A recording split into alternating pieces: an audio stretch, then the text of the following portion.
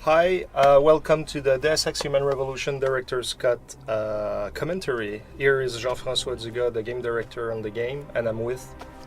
Mary DeMarle, I am the lead writer on the game. And I'm Jonathan Jacques Billetet, and I'm the art director. And I'm Steve Shipkowski, I'm the audio director. And we'll have probably some guests with us today. What do you mean, almost? With the first cutscene, well, when we started this project, we were kind of like... It was important to us to have links to the X1, but we wanted it to be subtle. We didn't want it to be totally in your face, even though the first character you see is Bob Page. But you're not supposed to know that. We wanted it to be subtle, so the first thing we did was to do just that. But what is strange, even with the die-hard fans, when they saw it for the first time, most of them didn't recognize him, even though we tracked back the real actor. Yeah, we went out of our way to find the real actor. We thought it was important to keep the continuity and to use him, and we thought the hardcore fans would really like it. And I think the plan was to keep the guy really in the shadows. Yeah. And I remember I was with Dominique Demers, the lighting guy. I was darker, put it darker, and it was all constantly a debate at how much of his face we should see or not. And that was fun. More challenging than anticipated.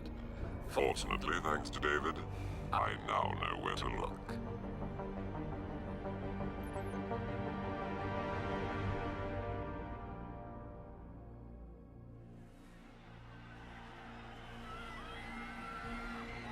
Yeah, so now it's the cutscene where we're introducing Adam Jensen. Actually, this TV news is probably the only TV news that has some animated 3D in it, which was the original plan with those TV news. But as we figured out the scope of what we had to produce, and we had so much to do, and with all the other cutscenes and stuff, we quickly realized that we wouldn't be able to. We wanted them all to be 3D. I know that when I was writing it, I wanted it to be like, first you wouldn't even know you were watching the news, you were actually seeing like the stuff going on at the Capitol building, and then slowly you realize, oh, it's news. But what we kind of envision doesn't always work. Good night. Yeah. And then with Megan and her necklace, that was another very important part for us, because from a story perspective, we wanted to establish something that was a part of her, something that made her human, and that would have on this relevance, because eventually we had all these plans that like you might find it in the FEMA facility where she'd been taken and stuff. So it was a very important thing, but I think that we didn't necessarily communicate that. No, this is one of the few little times that me and you didn't talk or something about it, because usually things went pretty well in terms of what you wanted and what I wanted. But yeah, so at one point it was like we had her design down and everything. Megan was pretty much finished in terms of what she would look like, and I think it was either you or JF. He came up and was like, "Where's her necklace?" I'm like, "What necklace?" She's supposed to have a pearl necklace. I'm like, "Really?" And I'm like, "The whole thing's done. She has this big collar and she's all zipped up." And I'm like, "Where am I gonna put it?" It's like, "Well, just put it over her clothes." I'm like, "You don't put a necklace over clothes." But we ended up doing it, which I think looks. I personally think it looks tacky, but it's fine. I mean, it works. It works in the sense that it did the purpose that it had to do.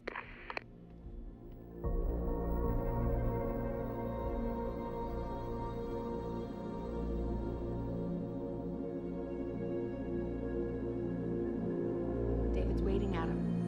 We shouldn't keep him.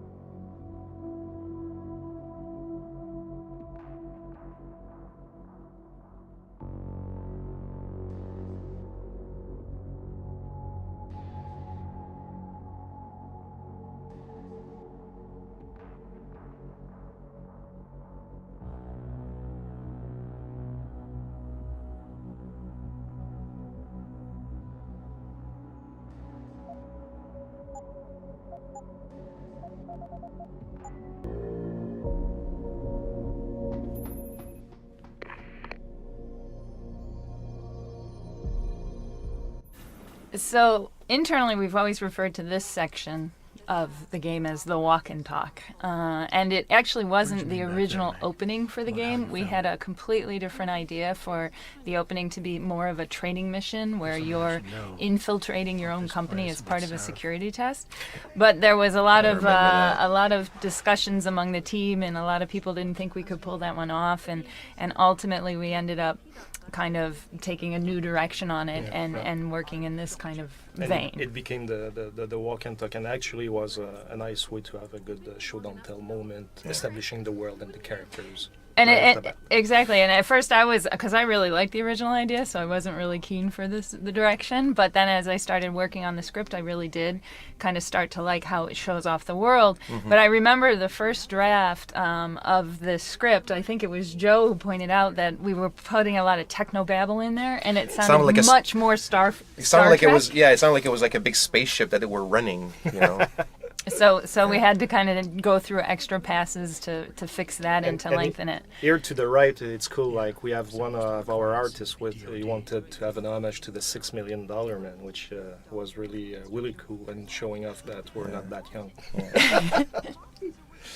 That girl is such a bitch there, man, stuff she said. Well, we had to establish all their characters right off the bat as fast as we could. And it was another nice addition about having the VersaLife logo. And stuff. Yes, and the arm. I remember a lot of discussions about this arm because it plays a very important part later in the game, and we really needed to showcase it. And that's why he has one sleeve and on the other side have anything. And I remember also with the artist thinking about what the arm should look like because it needed to be recognizable. Absolutely. For when Tongue would have it, but at the same time we didn't want it to be like, I don't know, just like purple or something, you know what Absolutely. I mean? It needed a subtlety and at the same time something that you would remember. That's true.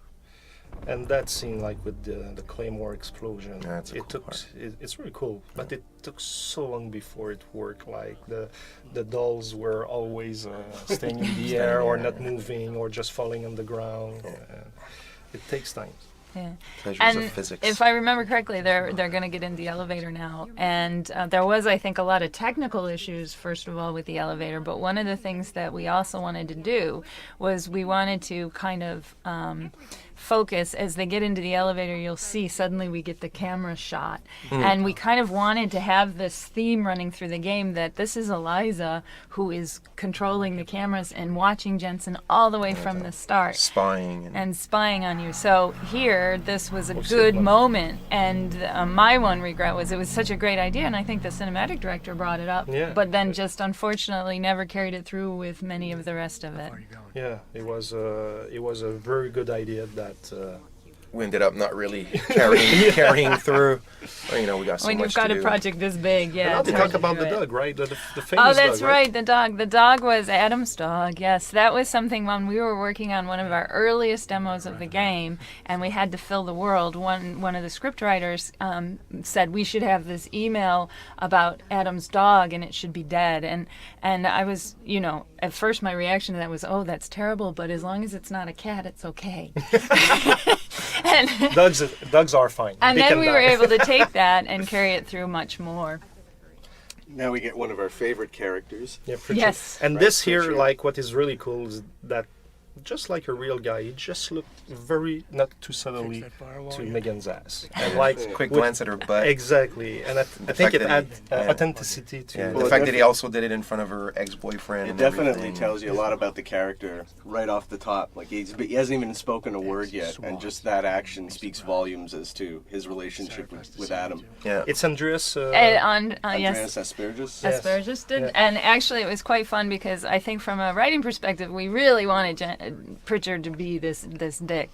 And Andreas was so good, he'd come in and he would do this, and after every take he would finish it and go, God, I hate that guy. And now we hear the UNATCO theme. The UNATCO Yeah, theme. I really thought when I heard what Mike had done, there was a chance right there to kind of bring a little homage to the UNATCO theme, and we felt like this was sort of our new UNATCO, and we wanted to just give a little nod to it, and I found it was a great way to showcase into the beautiful room that John and his team designed here. Yeah, no, and it worked really well because we just past that point now. But when we first walk into the corridor that leads into David's office, is really one of my favorite parts of the game. Just the way you crescendo with the music at that point, and this is one of my favorite rooms in the game as well. And just everything just culminates together, and it's just It's very emotional. It's so emotional. It's really strong. Yeah. I think for the story, but also for what we try to put together as a team, it's all there, and I think it's very emotional for us as well, just as a in relation to the project, you know. Right, absolutely. Environmental malfunction. Laboratory subsection 6. All lab chiefs, please report in. We better not take any chances. Not tonight. Use my elevator to get down there. You know the code? Yeah, 0451.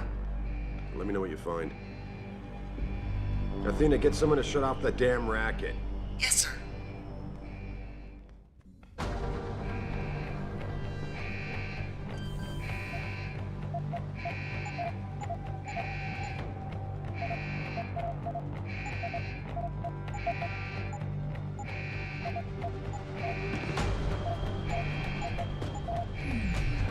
Hurry up, Adam. Code is 0451. Pritchard, where's Megan? She report in yet? Her GPL implant shows her moving through the microchem labs. I think she's running. Damn. Must have been a serious equipment failure. Can you get eyes on her? I'm trying, but the intellicams aren't responding. There's interference coming from somewhere. Find out what's happening, Jensen. Hurry! Pritchard? Pritchard!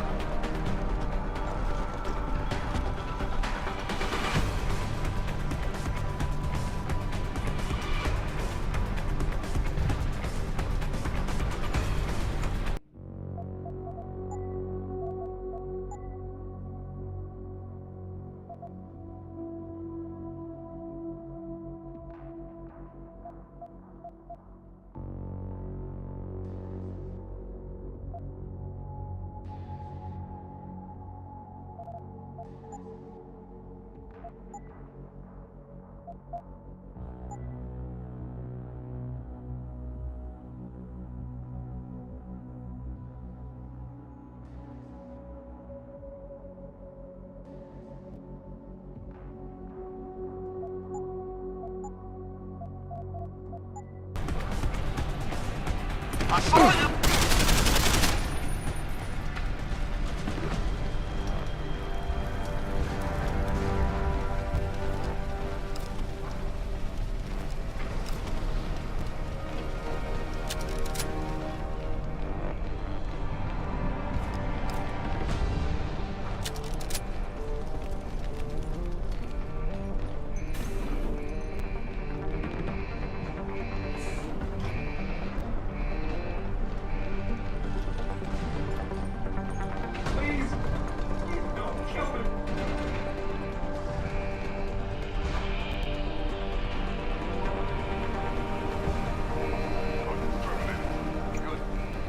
letting anyone try to play hero, especially scientists who are taking their work.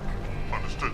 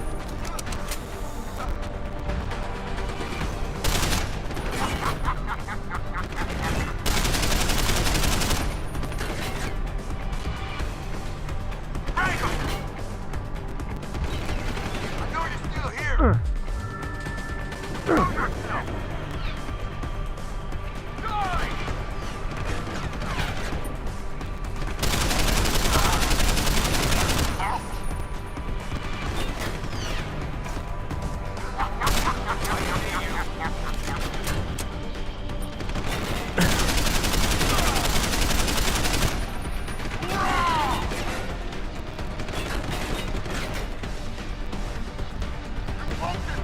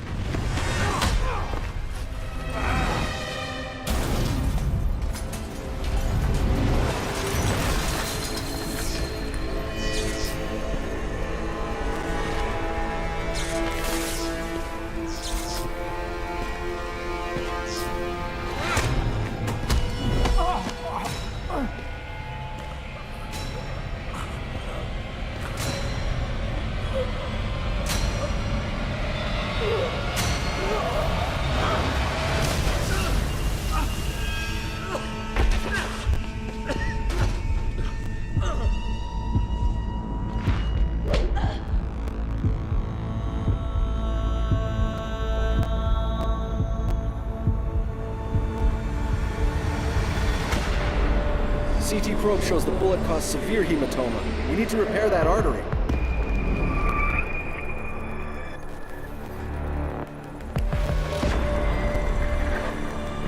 My God, how thick was the glass?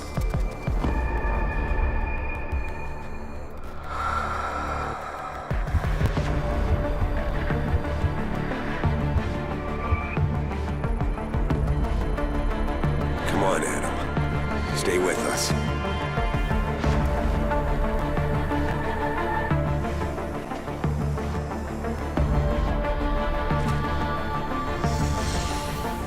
Yeah, he's no good to me like this. Prepare for insertion of ERCC-1 craft.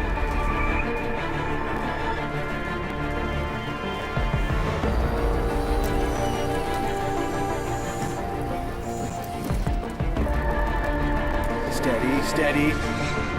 He doesn't need that. Where's that cyber arm prosthesis? I love you. Haven't you lost enough people today? I'm sorry. We're seconds away.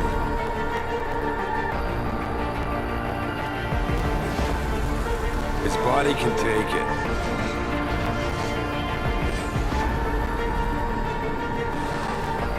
Miraculous.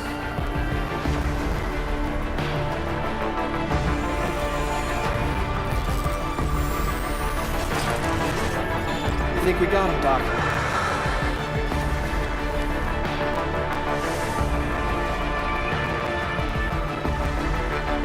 Give him the info link. Fine.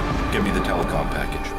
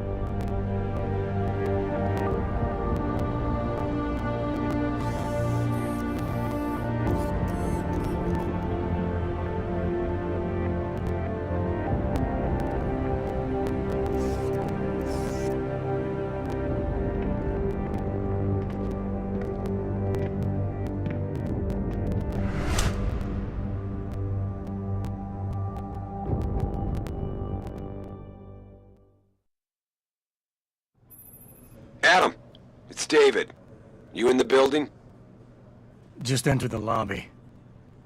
Sorry to pull you out of sick leave so soon, but we've got a situation. A break-in at our Milwaukee Junction factory. Meet me at the helipad. I have to see Pritchard first. Something's wrong with my retinal enhancement. Frank's on the second floor in the tech lab. Make it quick. People's lives are at stake.